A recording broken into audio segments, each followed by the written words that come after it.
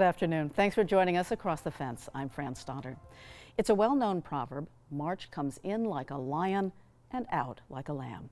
So on this first day of April, we're going to start with a look at the spring lambing season.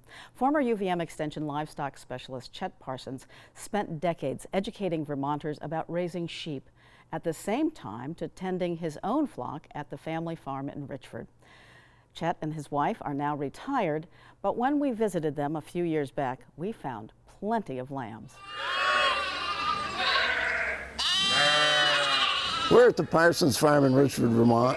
I'm Chet Parsons with my wife Kate. We've been raising sheep here for probably the last 30 years or so.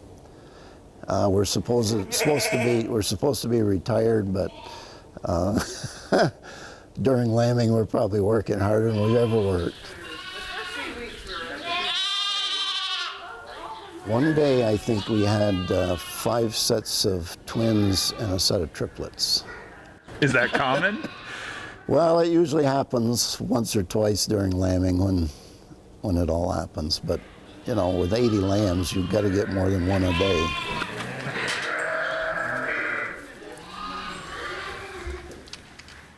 Between my wife and I, we spend quite a lot of time in the barn when they're lambing. You know, you've got to make sure. And I've been raising sheep that are pretty good mothers, so you know we don't have to do that much as a rule, but you do have to take care of them. When you get up here and you find lambs, we put them in a lambing pen, you know, so give them a few days to get attached to each other, you know, so we can watch them and make sure they're doing okay, and then they get turned out with the rest. Sometimes you get some that don't have enough milk and you have to supplement the milk. That's usually true with triplets. Usually the mother doesn't have enough milk to feed all 3, and sometimes you get an older ewe that's put all of her energy into having 2 beautiful lambs, but she doesn't have enough milk to feed them, so you have to supplement the milk. It's just part of the game. Are they rambunctious? Sometimes they form a lamb pack and tear around the barn here and kick up their heels and have a great time, yeah. But other times they're just happy to just lay and sleep and, you know, eat and sleep.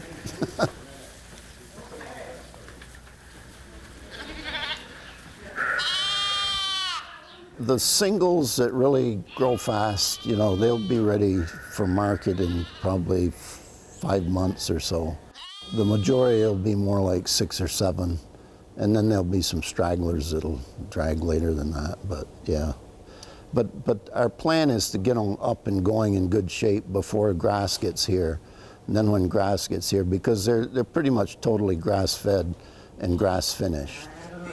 I don't feed any grain. I do feed some alfalfa pellets. Right now the lambs can get in the creep and get alfalfa pellets if they want. And when the mothers are in the lambing pens, they get a little extra in the form of alfalfa pellets, but I don't feed any grain.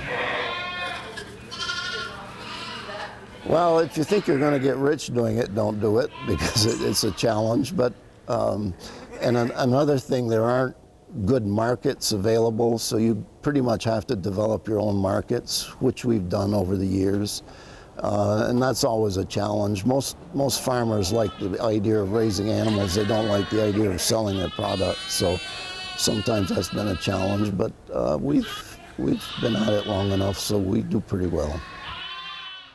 Great to see the lambs. And as always, our thanks to Chet and Kate Parsons. Our next segment takes us to Bennington County.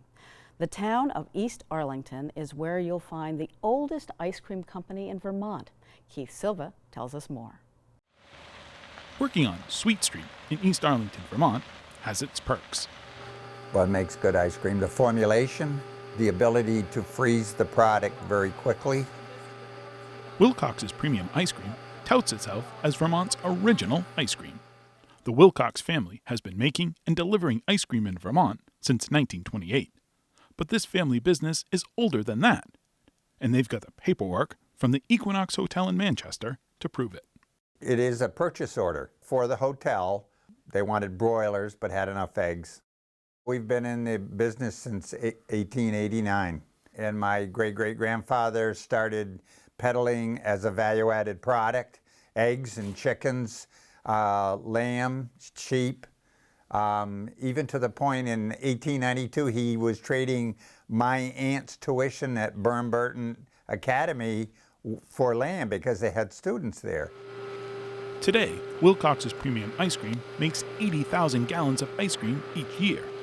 It's all made by hand, and it happens very fast. Christina Wilcox is the company's chief financial officer and ice cream maker extraordinaire. I'm picking up a pint, I'm filling a pint, I'm setting it down and having another pint under the point of filling in sometimes 2 seconds. I have to use my peripheral vision to know that the containers are next to me and the person next to me is able to take that from me to put the lid on. It requires an immense amount of teamwork. Everybody has to flow together and know what the next person needs. My team is very well trained and I don't usually have to ask for anything. They know exactly what I need next. Before being made in East Arlington, Wilcox's Premium Ice Cream was made at the family's dairy farm in Manchester. In 2001, a fire destroyed the ice cream production and distribution facilities at the farm. To keep their family business going, the Wilcoxes had to keep making ice cream, which meant miles. Lots of miles. After the fire happened, my dad and I started traveling to other locations wherever we could rent time in a facility. We brought all of our packaging, all of our raw materials. Our mix was made for us to our recipe. We would make what we used to maybe make in a week in a whole day. There were many weeks over many years that day exceeded 20 hours from start to finish. It was important for our family to continue our own private label, so we traveled into Massachusetts, into New York, into northern Vermont to produce our Wilcox label. And my daughter and I and my son, we'd get up at 4 in the morning, leave and go make like 1,300 gallons of ice cream, load it on the truck and come home, and then offload it into our storage units that we had at that time. So for us to have this facility today, it's like going from a Model T to a Cadillac. To maintain its freshness, ice cream has to be hardened off or frozen fast. Freezing ice cream quickly and efficiently requires what's called a blast freezer. There's only one slight problem. The floor of the freezer has to stay warm, at least warmish. We can freeze like 12 to 1,600 gallons an hour from plus 27 to minus 10 in less than 12 hours. It's like in the wintertime when it goes out and it gets really cold and it gets minus 20, the frost goes down on the ground.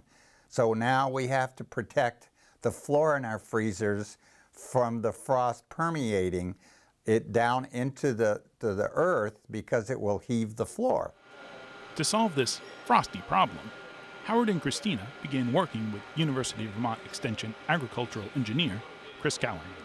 I got involved with Wilcox through a referral from John Ryan at the Vermont Agricultural Development Program, VADP. I spend a lot of my time working with farms on refrigerated storage and other food processors on various forms of refrigeration and basically environmental control, temperature and humidity control.